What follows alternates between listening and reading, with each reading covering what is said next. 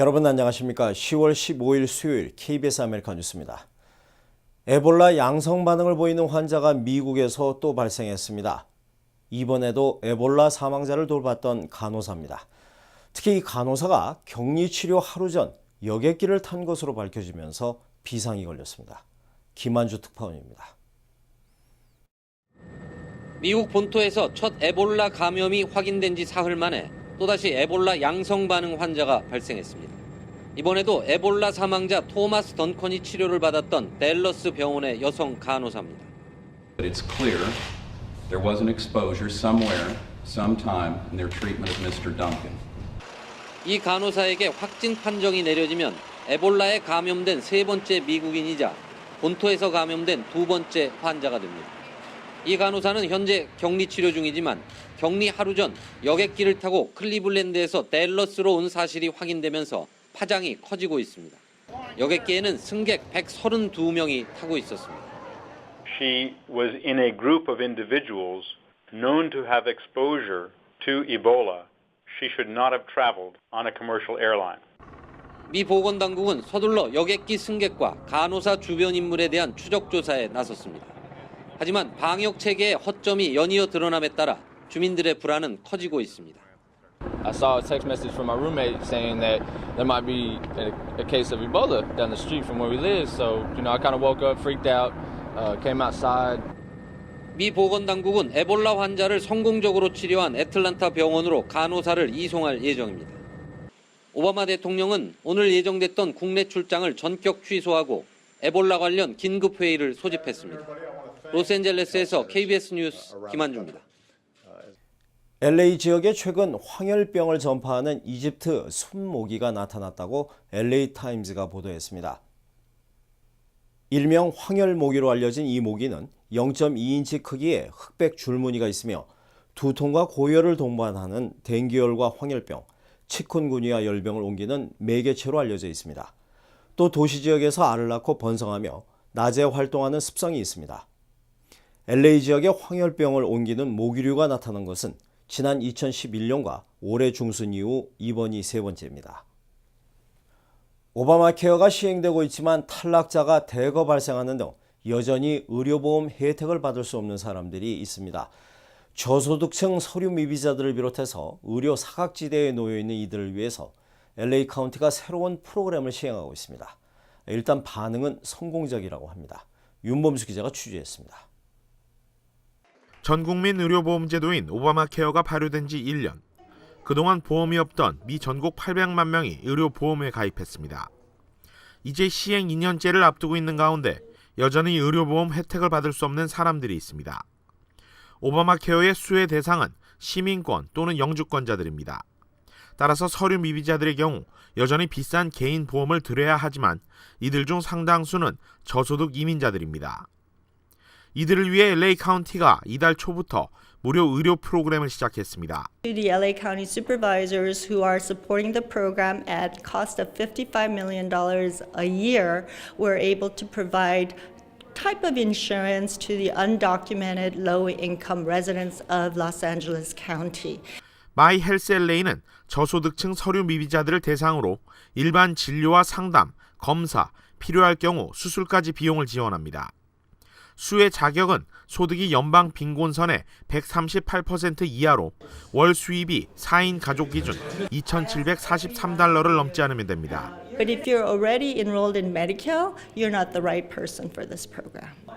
현재 마이 헬스 LA 프로그램 신청 서비스를 제공하고 있는 한인건강정보센터는 지난 1일 시행 이후 지금까지 200명 가까이 신청을 받았으며 매일 하루 평균 60통의 상담 문의를 받고 있습니다.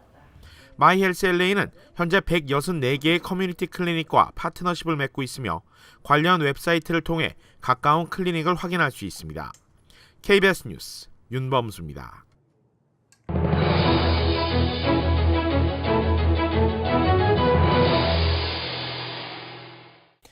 오는 11월 본선거가 20일 앞으로 다가온 가운데 한인사회의 유권자 등록 운동 열기가 뜨겁습니다. 하지만 미국인 유권자들에 비하면 한인 유권자들의 등록률은 겨우 절반에 그치고 있다고 합니다. 뉴욕 김일강 통신원입니다. 11월 4일 미국 중간선거. 이제 꼭 20일을 남겨두고 있습니다. 시민참여센터는 어제 유권자 등록이 마감되면서 유권자 등록에 대한 각종 분석 자료를 발표하고 한인 유권자들의 적극적인 선거 참여를 호소했습니다. 미국 사회의 주류가 가고 미국 사회에서 인정받고 존경받는 그런 커뮤니티가 되기 위해서 무엇보다 제일 중요한 것은 유권자 등록과 투표 참여율입니다. 그것만이 미국 사회의 주인으로서 살아가는 자세이고 또 정치인을 비롯해서 여러 기업들의 홍보 마케팅이나 이런 부분에서 한인 커뮤니티를 중요하게 여길 수밖에 없습니다. 시민참여센터에 따르면 뉴저지주 내 한인 인구는 모두 94,055명. 하지만 이 가운데 28,646명만이 유권자 등록을 마쳤습니다. 18세 이상 시민권자 63,897명 중 44.8%에 불과합니다. 뉴저지주 전체 18세 이상 미국인 유권자 등록률 90.3%에는 절반에도 미치지 못하는 수준입니다. 투표 자격이 있음에도 8%에 해당하는 약 2,400여 명의 한인 투표자들이 비활성 유권자로 분류되어 있습니다. 하지만 2012년 연방 본선거 대비 한인 유권자 등록수 6,031명에서 약 5,535명이 증가한 것으로 오는 본선거에 약 11,000명을 웃도는 더 많은 한인의 정치 참여가 기대되고 있습니다. 한편 뉴저지주 내 한인 유권자가 가장 많은 카운티는 버겐 카운티로 15,394명, 그리고 미들섹스 카운티가 한인 유권자 수 2,764명으로 그 뒤를 이었습니다. 또한 한인 유권자가 가장 많은 타운으로는 포트리 지역으로 2,451명, 팰리세이즈 팍은 2,342명 순입니다. 그 뒤로 파라무스 633명, 클립사이드 팍 566명, 그리고 레오니아 550명 순으로 나타났습니다. 특히 한인 로이저 후보가 출마해 한인 사회에 관심이 집중된 뉴저지 연방 하원 제5선거구의 한인 유권자 수는 5,769명으로 집계돼 한인들이 적극적으로 투표에 참여할 경우 캐스팅 보트의 역할도 할 수 있을 것이란 분석이 나오고 있습니다. 그리고 한인 유권자가 뉴저지주에서 가장 많은 이 버겐 카운티에서 아주 중요한 선거가 이루어지고 있습니다. 또 스캇 가렛 의원도 한인사회에 알려져 있던 인물이고 또 로이저 후보도 또 한인사회의 백그라운드를 가지고 이제 활동을 하고 있는데 이번 선거에서 우리 한인들이 어떻게 표심을 작용할지 저희들뿐만이 아니라 워싱턴 중앙정가에서도 큰 관심을 가지고 있습니다. 한인의 정치적 신장과 커뮤니티의 발전을 위해 적극적인 투표 참여가 절실한 시점입니다. 지금까지 뉴욕이었습니다.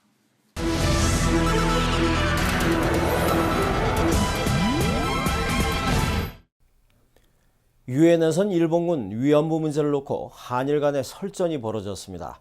지난 20년간의 유엔의 권고를 이행하라는 한국의 발언에 일본은 아사히 신문의 오보를 언급하면서 유엔 보고서까지 부정하려는 의지를 드러냈습니다. 뉴욕 박에스더 특파원입니다.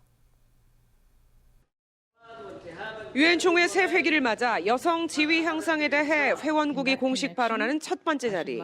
한국은 유엔의 주요 과제인 성폭력 근절을 위해 일본 군 위안부 문제가 반드시 해결돼야 한다고 강조했습니다. 위안부, 성노예 등 명시적 단어를 사용한 강한 어조로 최근 일본 정부와 지도자들의 위안부 부정 시도는 유엔에 대한 도전이라고 지적했습니다. Such actions undermining the Kono statement constitute a direct challenge to the historical truth as well as the consistent recommendations to the Japan. 인권위와 인종차별 철폐위 등 지난 20년간 유엔의 다양한 기구가 반복적으로 일본 정부의 법적 책임의 인정과 피해자 보상을 촉구한 점을 상기시켰습니다. 하지만 일본은 아사히 신문의 오보 사건까지 들먹이며 유엔 보고서를 부정하려는 의지를 숨기지 않았습니다. Article of the Asahi newspaper, which was likely to give a strong influence on the reports of commemorative report, was recently retracted as false. 한국과 일본은 기조 발언과 두 번의 답변권을 다 써가며 치열한 설전을 벌였습니다. 위안부 강제 동원 사실을 국내 정치적으로뿐 아니라 국제적으로도 부정해 면죄부를 받겠다는 일본의 부적절한 시도가 구체화하고 있습니다. 뉴욕에서 KBS 뉴스 박에스더입니다. 국제사회가 북한의 인권 문제에 큰 관심을 갖고 있는 시점에 북한 인권 문제 해결이 한반도 통일의 바탕이 될 수 있다는 지적이 제기됐습니다. 통일 25주년을 맞는 독일 통일에서 배워야 할 교훈이라는 겁니다. 베를린 박상용 특파원입니다. 베를린 장벽 붕괴로 상징되는 통일 25주년을 맞는 독일 연방의회 한독 평화통일 토론회가 열렸습니다. 독일 통일 과정에서 인권 문제의 중요성이 제기됐습니다. 동독 민주혁명, 바로 그 터전에는 인권의 문제가 자리 잡고 있었다고 하는 것을 우리들은 분명히 기억하고 있습니다. 즉 서독의 동독에 대한 인권 감시와 지원이 통일의 바탕이 됐다는 설명입니다. 현경대 민주평통수석 부의장은 그동안 북한의 인권 문제에 대해 소극적이었던 우리 정부도 근본적으로 달라지고 있다고 말했습니다. 박근혜 대통령이 지난달 유엔 총회에서 북한 인권 문제를 거론한 것이 변화의 시작이라고 강조했습니다. 독일 측은 통일을 위해 국제 정세를 우호적으로 만드는 노력이 필요하다고 지적했습니다. Großen Veränderungsprozesses in Europa geworden, der sich wechselseitig befördert, ermutigt und ermöglicht hat. 이에 따라 한반도 문제를 논의할 육자회담의 중요성이 강조됐습니다. 민주평통은 앞으로 우리 정부가 국제사회에서 북한의 인권 개선을 위해 적극적인 외교 활동을 펼치게 될 것이라고 밝혔습니다. 베를린에서 KBS 뉴스 박상용입니다.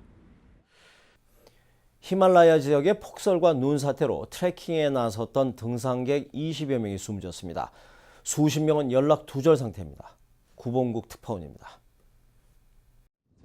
네팔 히말라야 지역에서 트레킹을 하던 외국 등산객 등 24명이 폭설과 눈 사태로 숨졌다고 현지 언론이 보도했습니다.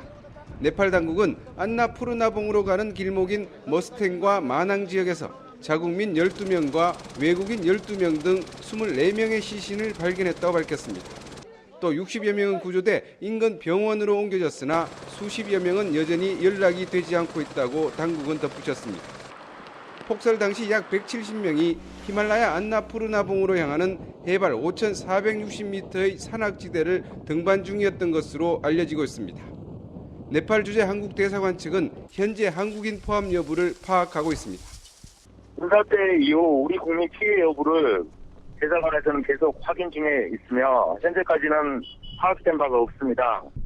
히말라야는 9월과 10월엔 날씨가 온화해 세계 각국에서 수천 명이 트레킹을 위해 찾고 있습니다.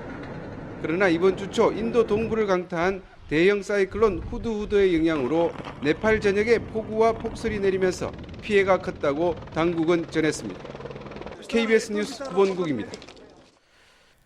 수요일 밤 KBS 아메리카 뉴스를 마칩니다. 시청해주신 여러분 고맙습니다.